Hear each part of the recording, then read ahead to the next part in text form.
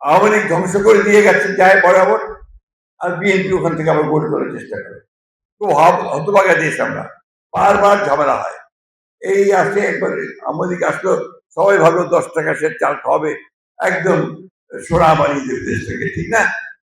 অথচ 15-16টা বছর ধরে এমন লুট করলো।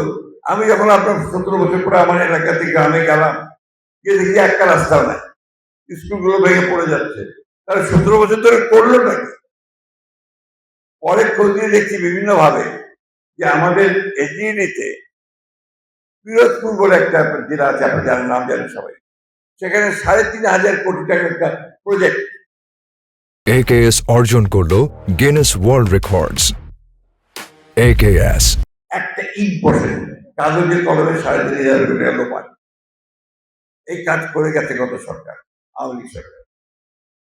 এইগুলোকে বন্ধ করে দিয়ে আজকে আমাদেরকে কাজ করে সামনের দিকে যেতে হবে।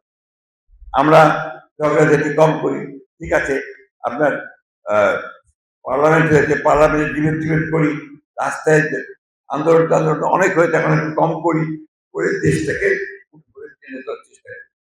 পার্থক্যটা হচ্ছে যে আওয়ামী লীগ ধ্বংস করে দিয়ে গেছে যায় বরাবর, আর বিএনপি ওখান থেকে আবার গড়ে তোলার চেষ্টা করে। যখন গড়ে তুলে একটা জায়গায় নিয়ে যায়, তখন আবার সেটাকে ফেলে দেওয়া হয়। এই করতে গিয়ে কিন্তু আমরা দেশটা আর এগুতে পারে না। আজকে কিছুদিন আগে একটা সার না দেখাচ্ছিলেন, যেটা এখন আপনার আমরা এখানে দেখলাম 100 বছর আগে বলেন আপনি সেটা কি করবে, আমরা এখন দেখছি সেটা এইভাবে। এটা আমরা কথাগুলো হিসেবে বলছি যে আমরা দেশটাকে আগিয়ে যাওয়ার চেষ্টা করি, আমাদের কাজগুলোকে করার চেষ্টা করি।